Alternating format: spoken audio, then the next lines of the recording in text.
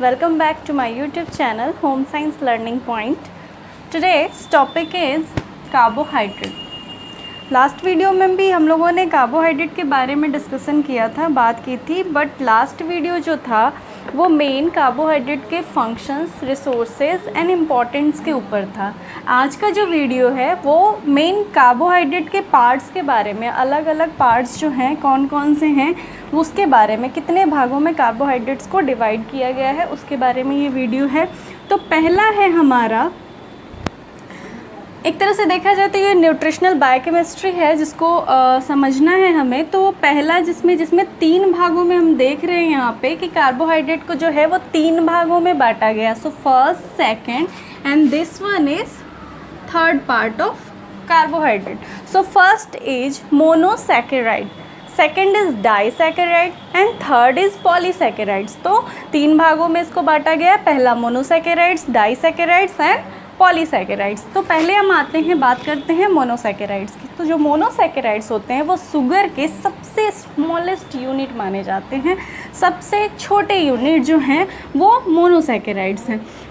पहला इसमें, अब इसको भी हम अलग अलग कैटेगराइज किए हुए हैं। तो पहला जो मोनोसैकेराइड्स का जो पहली कैटेगरी है वो क्या है, ग्लूकोज है, second one is fructose and third one is galactose. तो आइए जानते हैं इन तीनों में क्या डिफरेंसेस हैं, क्यों हम इसे अलग अलग ग्रुप में डिवाइड कर चुके हैं।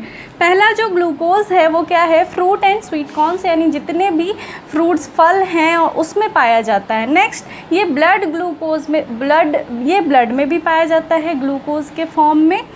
तीसरा जो है ये energy to our body, it's give us energy. क्या है, ग्लूकोज जो है ये एनर्जी का सबसे अच्छा साधन माना जाता है, ग्लूकोज से हमारी बॉडी को एनर्जी प्राप्त होती है। Next one is fructose. Fructose क्या है, ये भी हमें फ्रूट्स, हनी, इन सब चीज़ों से प्राप्त होती है।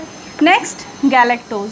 Galactose not occur freely in nature. क्या है, गैलेक्टोज जो है वो नेचर में, प्रकृति में हमारे फ्री रूप से नहीं पाया जाता। जैसा कि बाकी सब में आपने देखा कि कुछ फ्रूट्स में मिल रहे हैं, कुछ सीरियल्स में मिल रहे हैं, अलग अलग जगह पे फ्रीली हमें मिल जा रहे हैं, लेकिन जो गैलेक्टोज है वो हमारी प्रकृति में ऐसे नहीं मिल पाता, फ्रीली नहीं मिल पाता। कैसे प्राप्त होता है, ब्रेक डाउन ऑफ मिल्क। जब मिल्क का ब्रेक डाउन होता है उसकी प्रोसेसिंग में, तो उसमें ये लैक्टोज के फॉर्म में, गैलेक्टोज जो है वो इसमें क्या है, लैक्टोज के फॉर्म में मिल्क में पाया जाता है after the break down of milk. Next one is disaccharides. तो डाइसैकेराइड्स पहले हम जानते हैं कि है क्या।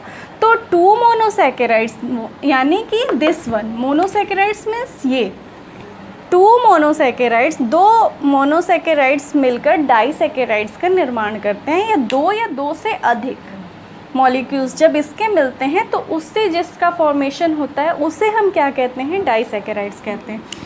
2 मॉलिक्यूल्स 2 to 10 यानी कि 2 से 10 मॉलिक्यूल्स जब मोनोसैकेराइड्स के प्राप्त होते हैं, एक दूसरे के साथ बॉन्ड करते हैं आपस में, तो जो प्रोडक्ट होता है वो क्या होता है, लैक्टोज होता है, सॉरी डाइसैकेराइड्स होता है। अब डाइसैकेराइड्स भी 3 तरह के दिखाए जा रहे हैं। पहला आपका लैक्टोज है, माल्टोज है एंड सुक्रोज है। ये 3 है, लैक्टोज, माल्टोज एंड सुक्रोज। तो पहली बात करते हैं लैक्टोज की। तो लैक्टोज क्या है, फाउंड इन मिल्क। लैक्टोज पहली चीज़ की ये मिल्क में पाया जाता है। यहाँ हमने पिछले गैलेक्टोज में भी हमने आपको बताया कि मिल्क में जो है लैक्टोज पाया जाता है आफ्टर इट्स ब्रेक डाउन। तो क्या होता है, found in milk, combination of glucose and galactose. तो कैसे मिला हमारा लैक्टोज जो है, ये ग्लूकोज और गैलेक्टोज यानी टू मोनोसैकेराइड्स, ये 2 तरह के मोनोसैकेराइड्स जो एक साथ बाइंड टुगेदर, देन आफ्टर क्या फॉर्मेशन हो रहा है, लैक्टोज का फॉर्मेशन हो रहा है।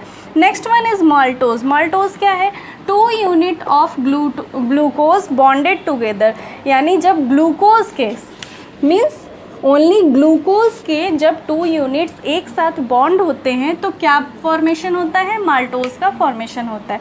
Last one is sucrose. Sucrose क्या है, जब ग्लूकोज एंड फ्रक्टोज दोनों मिलते हैं, एक तरह से कह सकते हैं कि ऑर्डिनरी टेबल शुगर, जो हम रेगुलरली शुगर जो इस्तेमाल करते हैं, जो हमारा टेबल शुगर होता है, जो चीनी होती है, वो सुक्रोज है, एक तरह से वो सुक्रोज है। वो कैसे मिलती है, found in sugar cane and, ये गन्ने से हमें प्राप्त होती है। क्या होता है, it formed when glucose and fructose bonded together. कैसे हो रहा है? जब ग्लूकोज एंड फ्रक्टोज, दो मोनोसैकेराइड्स, अगेन आप देखिए दो मोनोसैकेराइड्स मिल रहे हैं तो किसका फॉर्मेशन हो रहा है? सुक्रोज का फॉर्मेशन हो रहा है। और सुक्रोज क्या है? जो हम रेगुलर अपनी डेली लाइफ में यूज़ करते हैं, चीनी, उसे कहते हैं। Next one is polysaccharides. तीसरा जो पार्ट है हमारा कार्बोहाइड्रेट्स का, वो क्या है? पॉलीसैकेराइड्स है। इसमें क्या क्या कैटेगरी है? देखिए, स्टार्च है, ग्लाइकोजन है, सेलुलोज है, हेमिलोज है एंड फाइबर है। इसमें अलग अलग कैटेगराइज किया गया है, 5 कैटेगरी इसकी दी गई है। क्या है इसमें? यहाँ तो हम देख रहे थे कि ये स्मॉलेस्ट यूनिट था। यहाँ क्या हुआ? 2 से 10 मॉलिक्यूल्स जब आपस में बॉन्ड हो रहे थे, किसके? मोनोसैकेराइड्स के, तो क्या हो रहा था? डाइसैकेराइड्स का फॉर्मेशन हो रहा था। अब क्या है? जब 10 से 1000 मॉलिक्यूल्स एक साथ, 10 से 1000, 2 से 10 एंड 10 से 1000, मतलब उससे ज़्यादा क्या है? मॉलिक्यूल्स आपस में एक साथ बाइंड हो रहे हैं, बॉन्डेड हो रहे हैं, तो क्या हो फॉर्मेशन हो रहा है? पॉलीसैकेराइड्स का। अब पॉलीसैकेराइड्स कौन कौन से हैं? पहला है स्टार्च, यानी कि grain, roots, vegetable and legumes. जैसा कि हमने लास्ट वीडियो में भी बताया था कि कार्बोहाइड्रेट जो हमारा है वो हमें 3 फॉर्म में प्राप्त होता है। पहला है स्टार्च फॉर्म, दूसरा है sugar form and last one is cellulose form. ये हमें 3 फॉर्म में प्राप्त होता है। तो हमने यहाँ बात की शुगर की, अब बात करते हैं स्टार्च की। तो स्टार्च क्या है? जितने भी सीरियल्स हैं उसमें हमें स्टार्च के फॉर्म में कार्बोहाइड्रेट मिलता है, made by up to 1000 glucose unit. जब ग्लूकोज के 1000 यूनिट्स एक साथ बॉन्डेड होते हैं तो क्या होता है? स्टार्च का फॉर्मेशन होता है। Human can digest it. Starch यानी कि जो भी हम सीरियल्स लेते हैं उसमें स्टार्च पाए जाते हैं, हम उन्हें डाइजेस्ट कर सकते हैं। एब्जॉर्ब इनटू ब्लड स्ट्रीम, ये क्या है? हमारे ब्लड द्वारा एब्जॉर्ब किया जाता है। नेक्स्ट है glycogen, stored in form of carbohydrate, main and animals. क्या है? ये ग्लाइकोजन जो है वो कार्बोहाइड्रेट के फॉर्म में ह्यूमन और एनिमल्स में स्टोर्ड रहता है। यानी जब हम फूड इनटेक करते हैं, जब हम भोजन खाते हैं तो क्या होता है? हम कार्बोहाइड्रेट लेते हैं। वो क्या होता है? जितना हमारी बॉडी एनर्जी यूज़ कर सकती है, करती है, आफ्टर दैट जो एनर्जी बच जाती है वो ग्लाइकोजन के फॉर्म में हमारे बॉडी में स्टोर्ड हो जाती है। फिर जब हमें भूख लगती है और हमें कुछ खाने को नहीं मिलता या हमें एनर्जी प्रोवाइड नहीं हो पाती, तो ऐसे केस में क्या होता है? ग्लाइकोजन जो है वो ग्लूकोज में कन्वर्ट होके हमारी बॉडी को एनर्जी प्रोवाइड करता है। Next one is cellulose. Cellulose क्या है? टाइप्स ऑफ फाइबर, एक तरह का फाइबर है, रेसें हैं, made up of many glucose molecules. कैसे बने होते हैं? बहुत सारे ग्लूकोज मॉलिक्यूल्स से, यानी कि मिलके बने होते हैं। नेक्स्ट है, इसमें क्या कह रहा है? Can't digest in human body इसे सेल्यूलोज को डाइजेस्ट नहीं कर सकती। ठीक है। नेक्स्ट है हेमिलोज, हेमीसेलुलोज। क्या है? ये पेक्टीन का फॉर्मेशन करती है। पेक्टीन मतलब एक गाढ़ा सा टेक्सचर बनाती है जिसे हम पेक्टीन कहते हैं। बॉडी कांट डाइजेस्ट, इसे बॉडी डाइजेस्ट नहीं कर सकती। एब्जॉर्ब्ड वाटर, ये वाटर को एब्जॉर्ब करता है। ठीक है।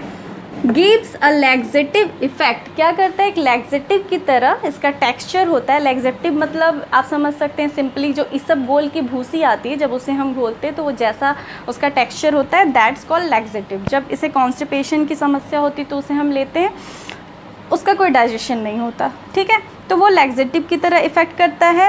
As pectin founded in fruits, जितने भी फल हैं सब में नहीं पाया जाता, लेकिन जिन फलों से जैम एंड जेली बनाई जाती है उन फलों में पाया जाता है। लाइक संतरे का जो छिलका होता है उसमें प्रचुर मात्रा में पेक्टीन पाया जाता है। Next one is fibre. Fibre क्या है?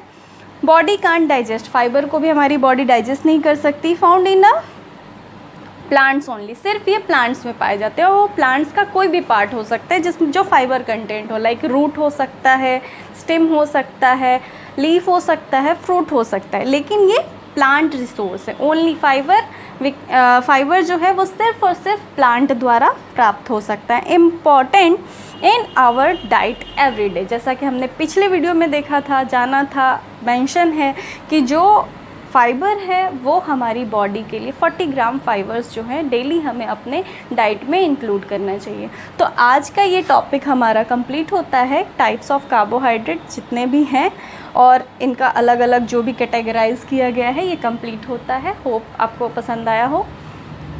Thank you.